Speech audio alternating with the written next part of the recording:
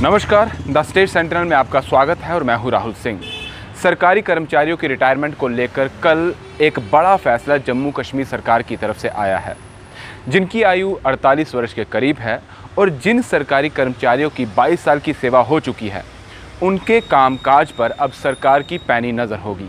एक अधिकारी ने बताया कि कर्मचारियों को 3 महीने के नोटिस या नोटिस के बदले 3 महीने का वेतन और भत्ता दिए जाने के बाद सेवानिवृत्त किया जा सकता है। अब बड़ी बात यह है, क्या सभी सरकारी कर्मचारी इसमें आएंगे? सबको रिटायर किया जाएगा? कौन कौन होंगे जिन पर नज़र रखी जाएगी? जानने के लिए देखिए इस पूरी खबर को। जम्मू कश्मीर सरकार ने विभागों पर बोझ बन रहे सरकारी अधिकारियों और कर्मचारियों को वक्त से पहले बाहर का रास्ता दिखाने की तैयारी कर ली है। सरकार ने कल यानी कि गुरुवार को जम्मू कश्मीर सेवा नियमों में संशोधन कर प्रशासन को काम न करने वाले सरकारी कर्मचारियों को 22 साल की सेवा या 48 साल की आयु में रिटायर करने का अधिकार दे दिया है। उपराज्यपाल मनोज सिन्हा ने जम्मू कश्मीर सिविल सर्विसेज नियमों में संशोधन किया है। अब धारा 226 के तहत लोगों के हितों को ध्यान में रखते हुए 48 साल की आयु में कर्मचारी को सेवानिवृत्त किया जा सकता है। अलबत्ता शेड्यूल 2 के तहत तैनात अधिकारियों पर नया नियम लागू नहीं होगा। सरकार ने 22 साल की सेवा पूरी कर चुके कर्मचारियों अधिकारियों के कामकाज का आकलन करने की भी व्यवस्था बनाई है। प्रशासनिक विभाग आंतरिक कमेटी बनाकर ऐसे कर्मियों का ब्यौरा तैयार करेगा जिन्हें बाहर निकालना है। इसके साथ सामान्य प्रशासनिक विभाग को ऐसे सभी कर्मचारियों अधिकारियों का रिकॉर्ड जुटाने के लिए कहा गया है जिनकी आयु 48 वर्ष के करीब है। ऐसे में कर्मचारी की 22 साल की सेवा होते ही उनके कामकाज पर अब सरकार की पैनी नज़र होगी। सरकार ने कर्मचारियों को 22 साल की सेवा के बाद रिटायर करने के फैसले की समीक्षा करने के लिए भी 2 कमेटियां बनाई हैं।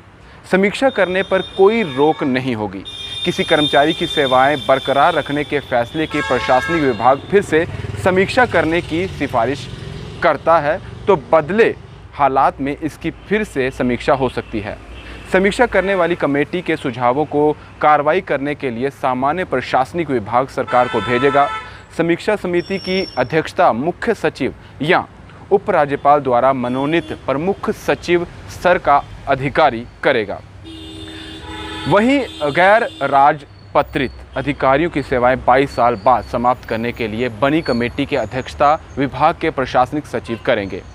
साथ ही एक रिप्रेजेंटेशन कमेटी भी होगी जिसमें मुख्य सचिव के साथ 2 वरिष्ठ सचिव भी होंगे।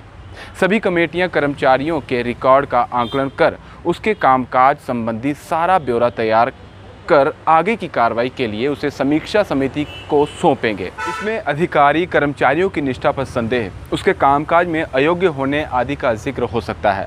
काम के योग्य न होने की स्थिति में उनको बाहर निकालने का मार्ग प्रशस्त हो जाएगा। 1 साल बाद रिटायर हो रहे अधिकारियों कर्मचारियों की सेवाओं को भी नए नियम के तहत तुरंत खत्म किया जा सकता है।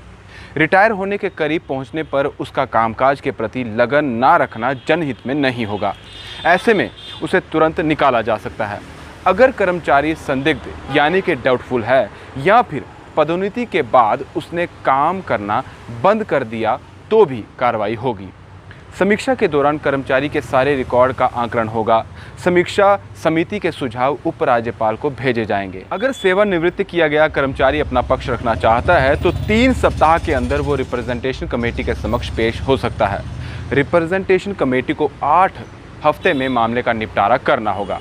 अब आप समझ जाइए कि नए नियमों के तहत अब सरकारी कर्मचारी को 22 साल की सेवा होने पर 3 महीने का नोटिस देकर रिटायर किया जा सकता है।